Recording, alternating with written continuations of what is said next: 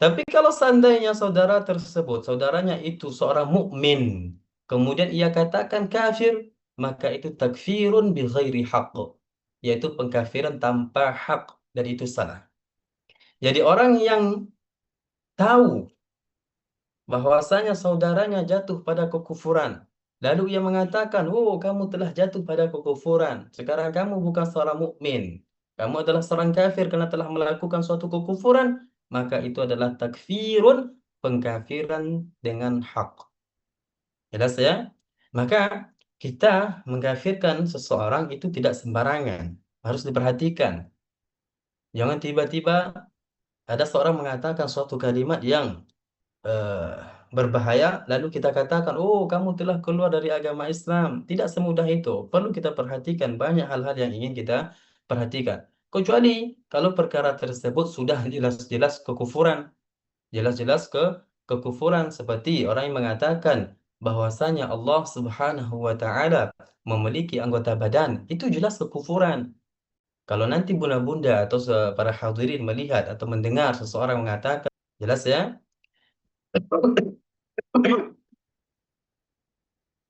Ada pertanyaan? Tidak ada. Oke, kita lanjut. Wa'lam bistiqanin annahu la yasihhu al-imanu wal-islamu wa la tuqbalu al-a'malu salihatu biduni syahadatain.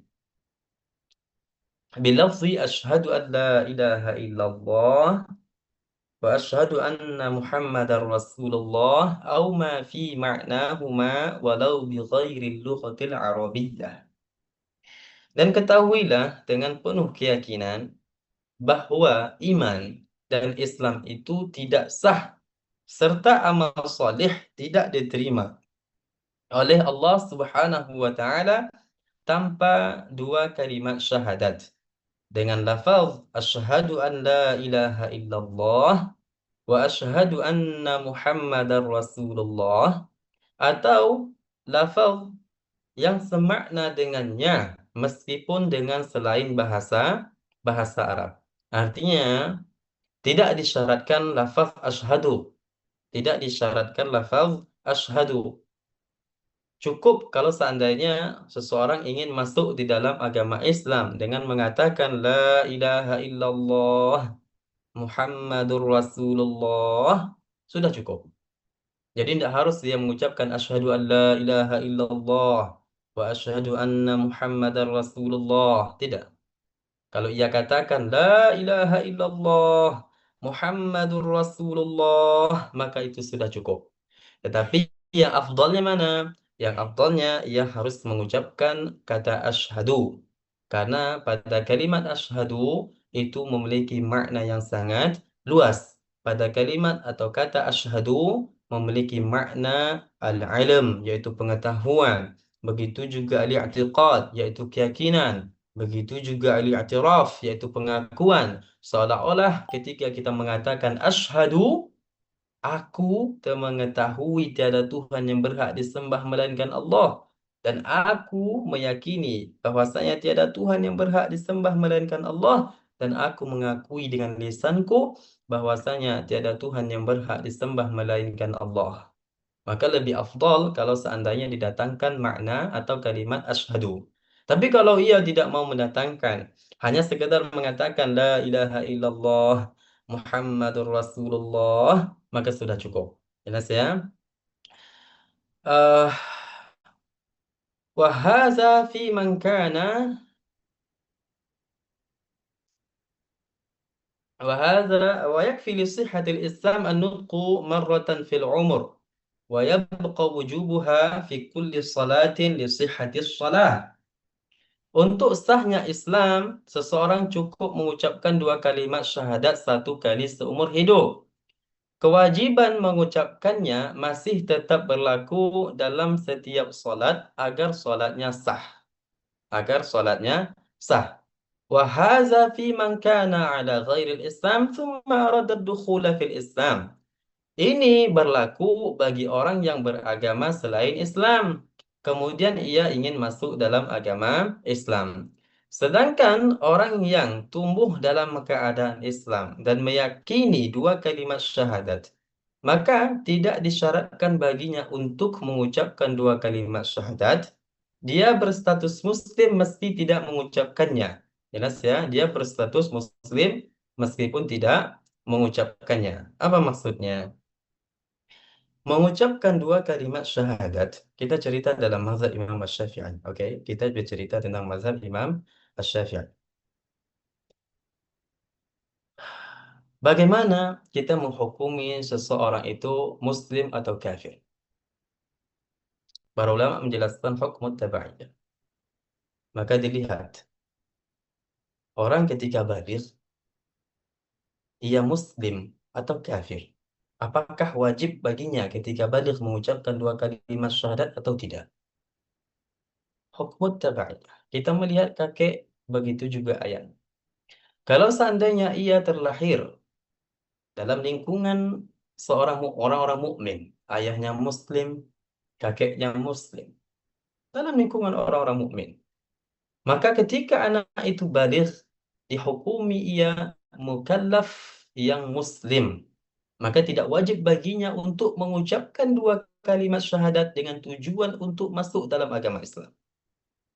Jelas ya?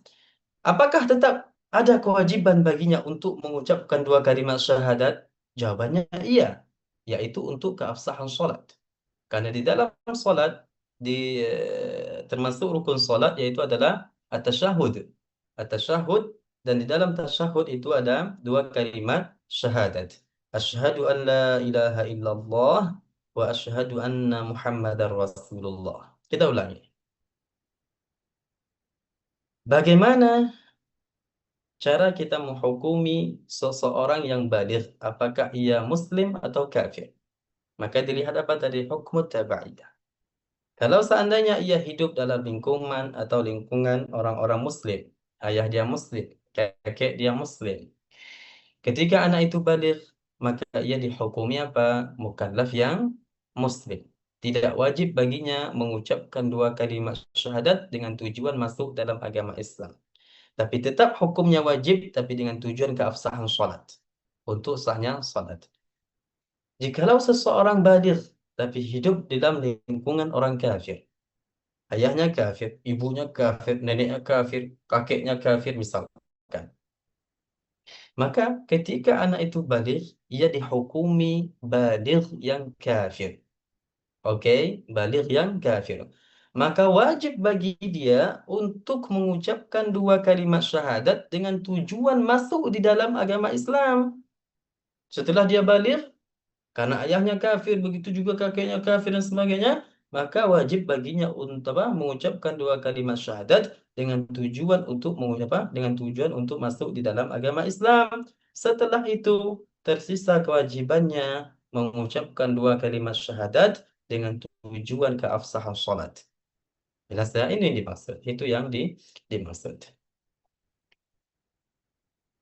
Rasulullah Sallallahu Alaihi Wasallam bersabda, وَمَا تَقَرَّبَ إِلَيَّ عَبْدِي بِشَيْءٍ أَحَبَّ إِلَيَّ مِمَّا افْتَرَضْتُ عَلَيْهِ. حديث قدسي رواه البخاري. Hadis qudsi. Hadis qudsi itu adalah hadis yang disebutkan di situ. Qala Rasulullah, perkataan Rasulullah, setelah itu disebutkan firman Allah Subhanahu wa taala. Itu disebut dengan hadis qudsi. Apa maknanya? Tidaklah hambaku mendekatkan diri kepadaku dengan sesuatu yang lebih aku cintai lebih aku cintai dari sesuatu yang aku wajibkan kepadanya. Artinya apa? Hadis ini menunjukkan hal yang pertama kali yang mesti kita ketahui, yang mesti kita lakukan adalah perkara yang diwajibkan oleh Allah Subhanahu wa taala. Dan yang paling tinggi, yang paling afdal adalah keimanan, beriman kepada Allah dan beriman kepada Rasulullah sallallahu alaihi wasallam.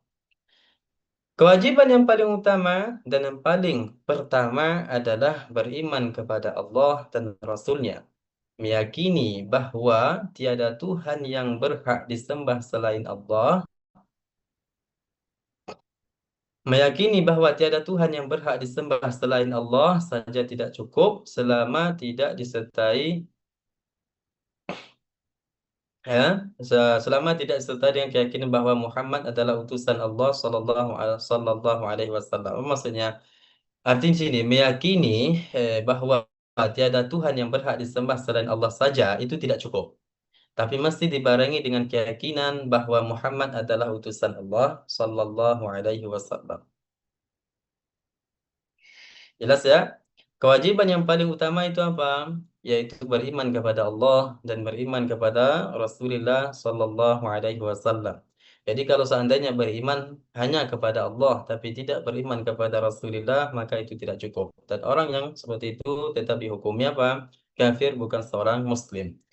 Dari hadis ini juga, wa ma taqarraba ilayya 'abdi bi syai'in ahabba ilayya mimma aftaradtu 'alaihi. Ada disebutkan dalam satu hadis seorang laki-laki yang bertanya kepada Rasulullah sallallahu alaihi wasallam. Dia mengatakan, "Wahai Rasulullah, salat apa yang diwajibkan kepadaku? Atau berapa salat yang diwajibkan kepadaku?" Lalu Nabi mengatakan 5 salat dalam satu hari satu malam yang Allah wajibkan kepada kita.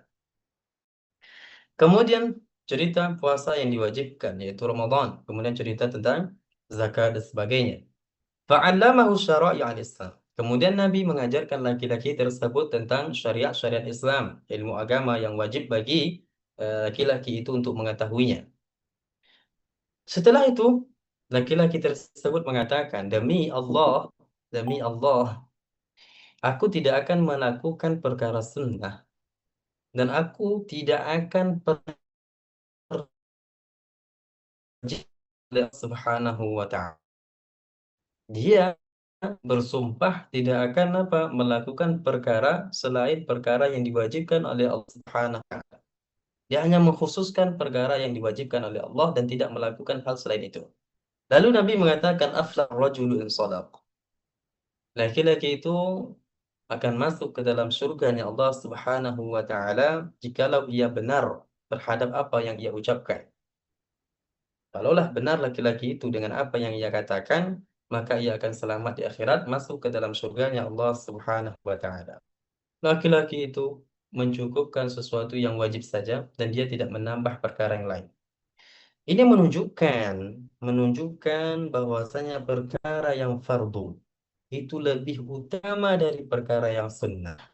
Bukan berarti perkara sunnah tidak baik-baik, tapi yang lebih utama untuk dipelajari, untuk diketahui adalah perkara yang wajib dahulu. Setelah itu baru kita mempelajari perkara yang sunnah. Sudah tahu jawabannya kan? Kenapa kita, Ustaz Jumri, Ustaz Fikri, dan yang lainnya sering mengulang-ulang perkara yang wajib, mengajarkan kepada kita ilmu din al-daruri, ilmu agama yang wajib. Dari dahulu dibuka kajian sampai saat ini, itu semua dibahas. Karena itu yang lebih utama. Karena itu yang lebih utama dan itu yang kita butuhkan selama hari ini. Bagaimana tata cara sholat yang benar? Bagaimana puasa dengan benar? Bagaimana zakat kita yang kita keluarkan itu benar dan sah? Bagaimana umroh dengan benar? Bagaimana haji dengan benar? Itu semua yang wajib bagi kita untuk mempelajarinya. Setelah itu kalau sudah selesai semua, baru kita pelajari hal-hal yang lain. Subhanallahil azim, sebagian kita disibukkan dengan hal-hal yang bukan merupakan kewajiban, ya. Sibuk dengan membahas sesuatu yang eh, hal-hal seperti ilmu-ilmu tasawuf, ilmu-ilmu yang lainnya, tapi ia meninggalkan perkara yang wajib. Yang lucunya lagi, ya wahai bunda-bundaku, sebagian kita sibuk dengan mempelajari ilmu tasawuf, ternyata ia lupa bahwasanya ada kewajiban yang mesti ia lakukan yaitu sholat. Ia belajar masalah tasawuf, ketika dia mempelajari masalah tasawuf dalam keadaan apa? Aurat terbuka. Kenapa kita mempelajari tasawuf kan yang wajib kita tinggalkan? Lucu, lucu, lucu. Apalagi itu.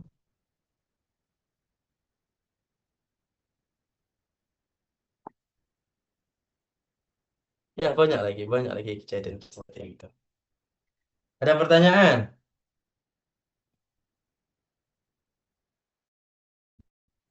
Allah Subhanahu wa taala قل أطيعوا الله والرسول فإن تولوا فإن الله لا يحب الكافرين. Maknanya, katakanlah wahai Muhammad, taatilah Allah dan Rasulnya dengan beriman kepada keduanya. Jika mereka berpaling, maka sesungguhnya Allah tidak menyukai orang-orang kafir. Ingat, Allah Subhanahu wa taala tidak menyukai orang kafir.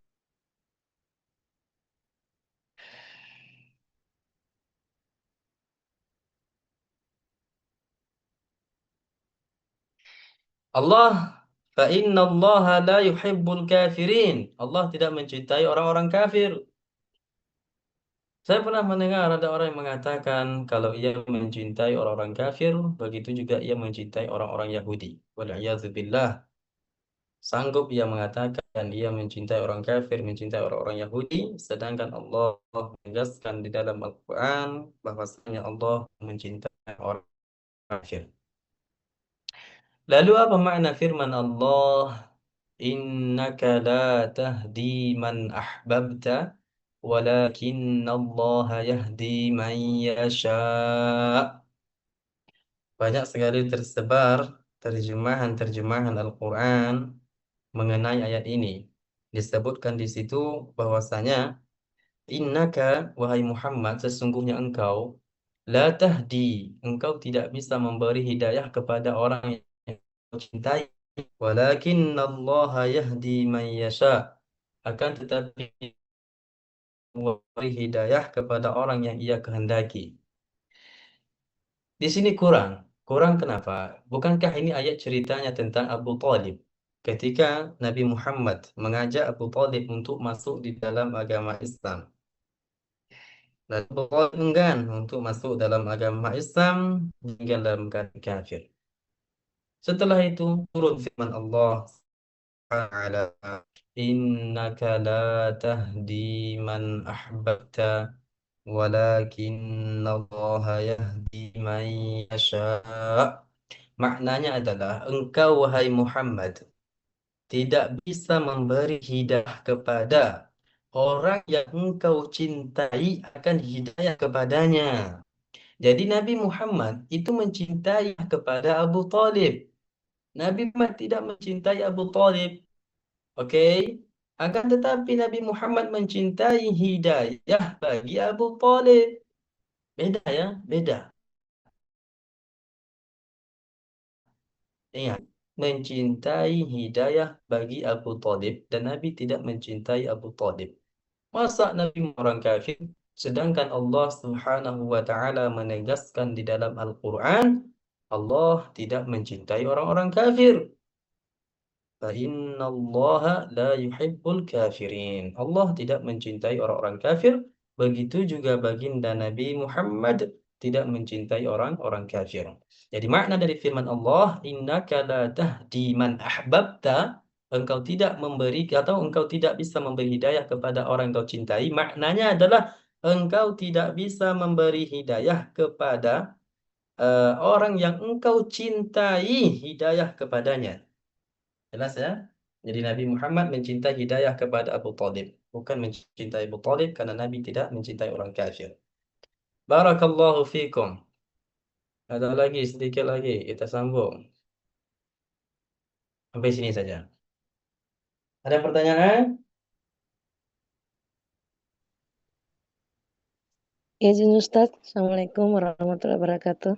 Waalaikumsalam warahmatullahi Untuk wabarakatuh. ini, kan pada zaman ini kan banyak kan yang Ustadz didapati, orang tuanya itu ada yang Muslim, ada yang Nasrani, atau ada pokoknya berbeda keyakinan lah ya. Terus bagaimana dengan anak-anaknya itu Ustadz?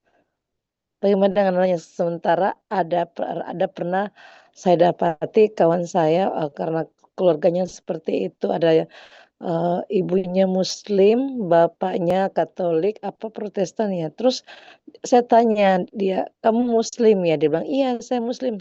"Maaf, eee, kamu Muslim tapi kenapa kamu makan B2?" Tadi Terus dia bilang, "Loh, babi. saya kan sudah ini, saya kalau bulan Ramadan, saya ikut puasa dengan ibu saya, terus ini terus kenapa kamu makan B2?" Dia bilang, "Loh nggak apa-apa, ini enak." Gimana itu Ustaz? Bingung saya lihatnya.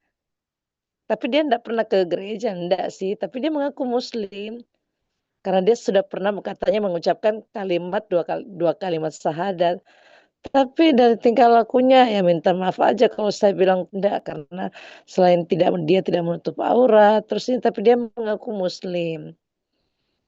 Oke, Bunda. Bunda, Bunda, Bunda siapa nama Bunda ya? Lupa. Bismillah. Allahumma sholli ala sayyidina. Oke, Bunda. Marhana. Oh iya. Ada satu kaidah yang penting untuk kita ingat, Bunda. Nahnu la nukaffiru ahadan min ahli al-qiblah ma lam yastahillah. Kita tidak mengkafirkan salah satu pelaku dosa besar. Siapapun dia yang melakukan dosa besar, kita tidak mengkafirkannya. Kecuali jikalau ia menghalalkan hal tersebut. Orang Muslim melakukan dosa besar, melakukan perbuatan zina, makan sesuatu yang haram seperti B2 tadi, atau melakukan hal-hal yang lain yang merupakan keharaman, oke, yang merupakan keharaman. Dah. Kita tidak menghukumi ia kafir, tidak boleh, oke. Kita tidak menghukumi ia kafir dan tidak boleh bagi kita menghukumi ia itu kafir, karena ia seorang Muslim, meskipun dia pelaku dosa besar. Kecuali kalau dia mengatakan, oh, makan babi hukumnya halal, kata dia. Sebelumnya ia tahu bahwasanya makan babi itu hukumnya haram. Sudah jelas di dalam Al-Quran bahwasanya daging babi itu haram. Kemudian dia halalkan. Artinya apa? Dia mengingkari suatu hukum. Dia halalkan hal tersebut, maka ia dihukumi kafir. Tapi kalau dia tidak menghalalkan hal itu, ia tahu kalau itu haram. Ia tahu itu haram. Tetap ia lakukan, tetap ia laksanakan. Kita tidak menghukumi ia keluar dari agama Islam. Jelas sebenarnya. Jadi kalau teman bunda itu makan misalkan makan babi dan sebagainya, tahu dia kalau itu haram, tapi tetap ia lakukan, kita tidak menghukumi kalau ia kafir. Tetap kita katakan dia muslim. Kecuali kalau ia menghalalkan hal tersebut. Jelas ya? Jelas Ustaz. Hmm. Jadi dia itu tetap muslim ya, bukan Ya, kafir? apapun itu dosa besarnya, meninggalkan sholat, apalagi mencuri yang perkara yang haram, apalagi zina dan sebagainya, itu kan perkara yang haram yang merupakan dosa besar ya, babi seperti itu. eh, Tetap ia dihukumi muslim kecuali kalau ia menghalalkan hal itu. Kalau sudah menghalalkan itu, bunda udah kita hukum ia keluar dari kita hukumi ia keluar dari agama Islam.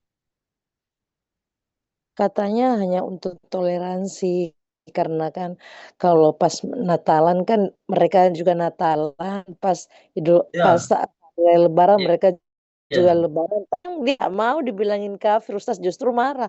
"Kenapa memang saya kafir? Saya ini kok," dia bilang gitu. "Kenapa memang saya bilang kafir?" Kafir katanya perkataan yang sangat kasar sekali gitu. Menurut mereka tuh kasar sekali kalau dibilang kita kafir. Kita percaya, Tuhan kok, kita ini gini gini terus, tapi pernah saya bilang gini, "Tapi, minta maaf kau, ya oke lah," saya bilang, "kamu ngaku muslim, tapi kok begini?" Gitu. Dia tetap, "Enggak, saya enggak kafir, apa itu kata-kata kafir, katanya ndak boleh begitu." Terus pernah saya, berdebat sedikit dengan dia bilang, "Terus bagaimana dengan umat Nasrani yang mengatakan bahwa orang yang tidak percaya dengan Tuhannya itu dikatakan domba-domba yang tersesat. Apa tidak lebih kasar lagi daripada kata-kata kafir, gitu. Gimana tuh, Ustaz? Intinya Bunda, yang Muslim tadi, orang Muslim tadi yang melakukan keharaman itu, ini cerita makan babi tadi kan? Iya, Nah, kita katakan dia tidak jatuh pada keharaman kecuali ia menghalalkannya. Oke, adapun orang yang pergi gereja dan mengikuti perbuatan mereka itu dengan sifat atau rasa ridho dengan kekufuran yang dilakukan oleh orang-orang kafir, itu kita hukumi ia keluar dari agama Islam. Karena ridho dengan kekufuran hukumnya ridho. Dengan alasan apapun. Sebagian mereka itu membuat alasan toleransi ya katanya ya. iya, Kita jawab saja Bunda, toleransi itu boleh, cuman tidak dalam hal keyakinan. Ingat ya, toleransi itu boleh tapi tidak dalam hal keyakinan. Jelas ya, kalau sudah berkaitan tentang keyakinan, tentang keimanan, tidak ada kata toleransi. Dah, emang kita mau mengikuti mereka, tapi menjual atau menggantungkan keimanan kita. Kan tidak. tidaklah. Toleransi boleh-boleh saja, tapi tidak dalam hal keimanan. Itu itu itu kesalahan. Oke, Ustaz. Syukran jazakallah khair penjelasannya, Ustaz. Ya, masa kita mau menyenangkan hati mereka dengan alasan toleransi, tapi kita rela jatuh kufur.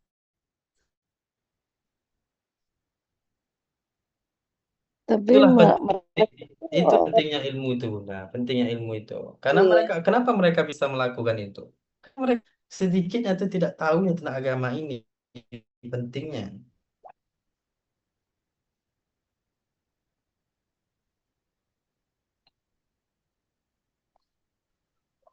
Rata-rata kawan saya yang non Muslim itu Ustaz marah kalau dibilangin kafir, katanya terlalu kasar. Ya udah, bukan orang Islam. Marah itu mereka. Kita forum seperti ini kita ucapkan seperti itu, Bunda. Tapi kalau seandainya ada yang marah, ya udah bilang saja bukan Islam. Hmm, Karena kita semua sini kan Muslim. iya.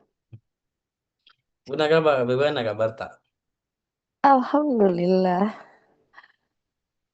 alhamdulillah baik. Alhamdulillah. Sehat, nah? Alhamdulillah Ustaz pokoknya sehat. Alhamdulillah. Ada lagi pertanyaan? Ustadz Tabe, eh baga Udah hasran? iya Ustadz. Iya, tabe, Bunda. Bagaimana kita bersikap seandainya ada keluarga kita yang murtad? Hmm. Bagaimana dengan apa tuh silaturahmi kita ke beliau itu? Tidak, kita kalau ada yang kafir, kita nak katakan lagi silaturahim. Ya, Artinya bagaimana sikap kita? Ya kita nasihati, kita sebutkan kepada mereka, kepada dia. Kalau engkau telah melakukan sesuatu yang mengeluarkan engkau dari agama Islam, maka wajib bagimu untuk mengucapkan dua kalimat syahadat dengan tujuan masuk dalam agama Islam. Susah. Dan melepaskan kekufuran itu. Kan bukankah kita telah apakah menjelaskan? apakah masih dianggap saudara atau sudah kita anggap bukan saudara gitu? Hmm,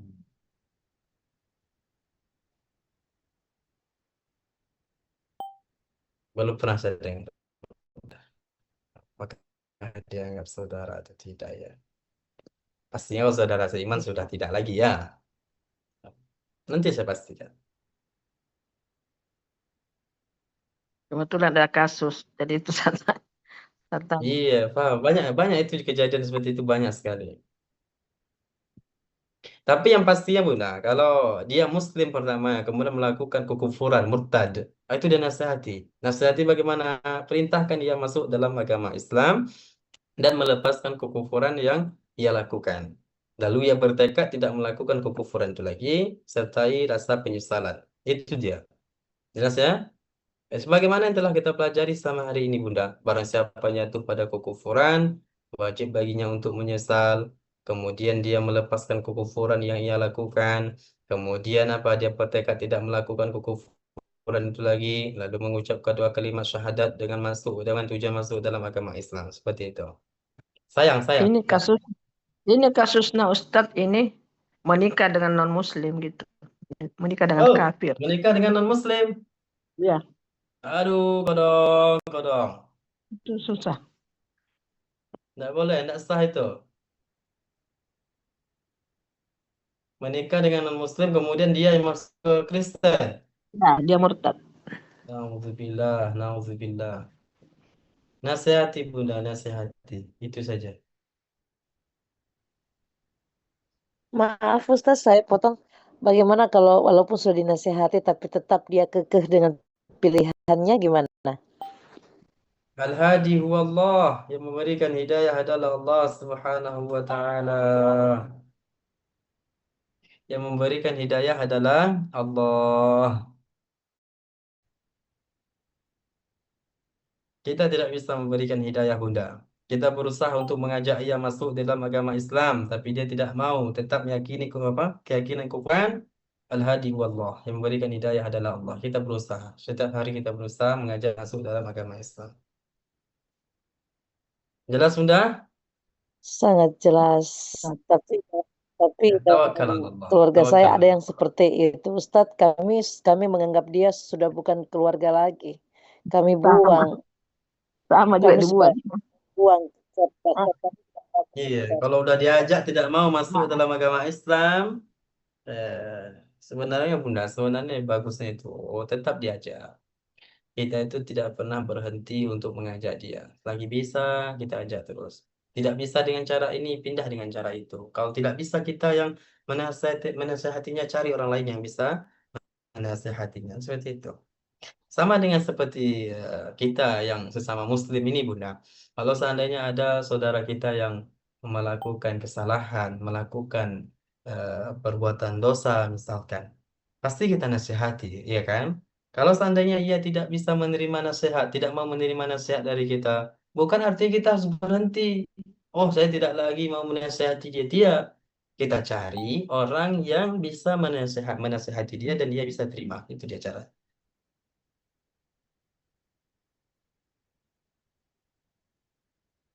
Kalau kita diam-diam saja tidak baik.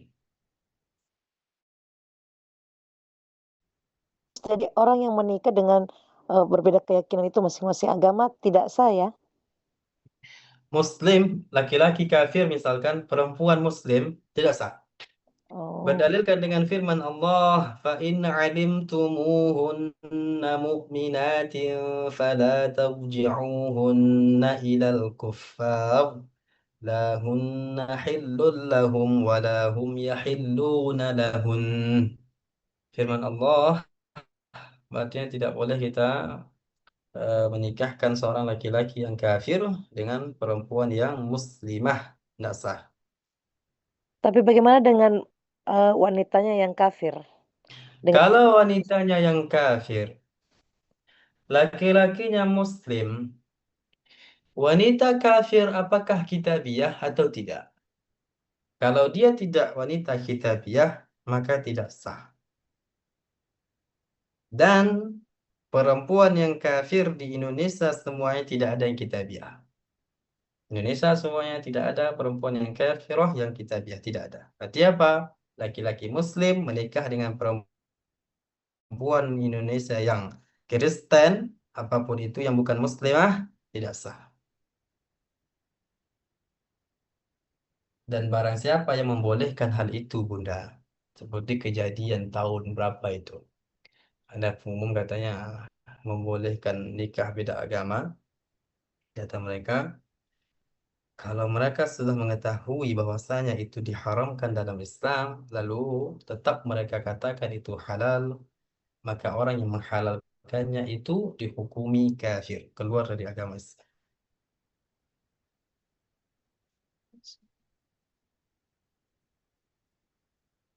Pernah kejadian waktu itu kan? Ini memperbolehkan nikah beda agama. iya.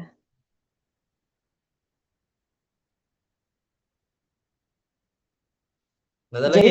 Jadi tetap ya Ustadz kalau wanitanya kafir, yang laki-lakinya muslim tetap tidak sah ya? Ya, Ustaz. Iya iya. Yaitu keturunan Nasrani Yahudi,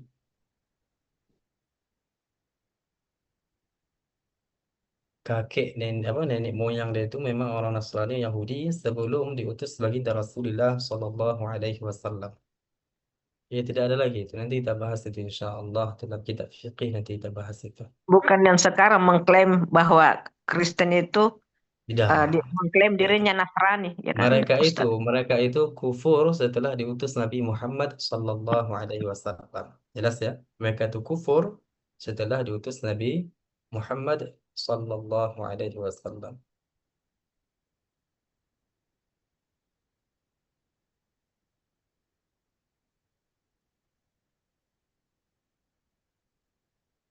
Ini bukankah nanti pernah kita jelaskan di bab fikih itu masalah kitabiah?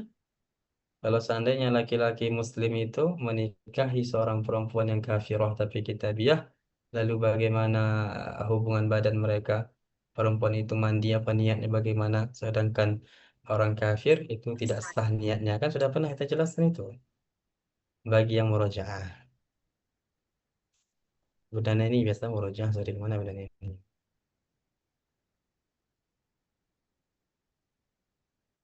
Jangan bilang Bunda ini tidak hadir ya. Kak, tidak hadir deh. Ih, Hadir dong. dong.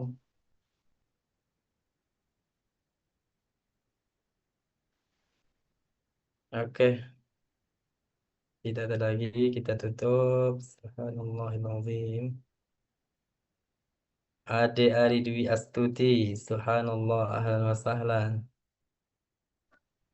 Sama Ustaz. Apa kabar?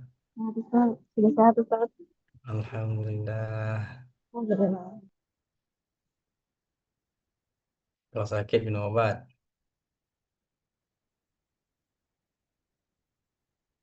Kemudian mana Bunda Farida?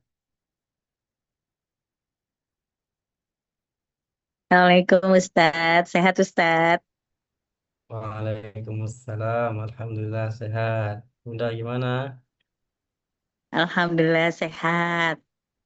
Sehat. Alhamdulillah. Bunda Hasiyah. Alhamdulillah hadirah. Bunda Hasran hadir. Bunda Husrina Abdurrahman. Apa kabar Bunda Husrina?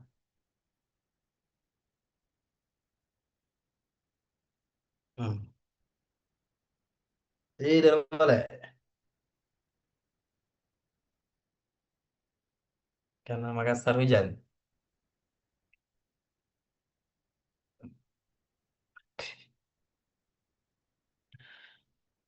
Kemudian Nafisah Saniyah.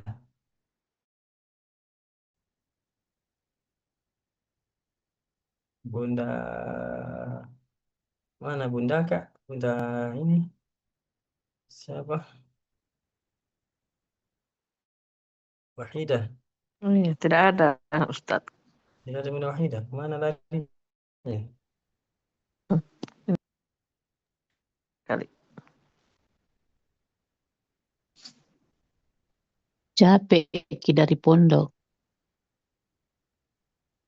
Sama saya tadi siang.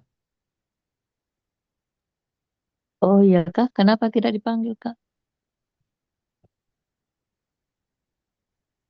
Capek mungkin tidur. Bunda Kartini hadir. Bunda Rosmawati. Siap, ngantuk. Gimana Nisa apa? Nisa bagaimana kabarnya? Sudah tidur Ustaz. Nisa bapak-bapak bagaimana kabar Capek. bapak? Alhamdulillah itu pendengar Ji. Alhamdulillah. Kirim salam sama bapak. Ya oke, sama-sama. Barakallahu fikum. Mungkin tidak semua bisa saya sebutkan ya.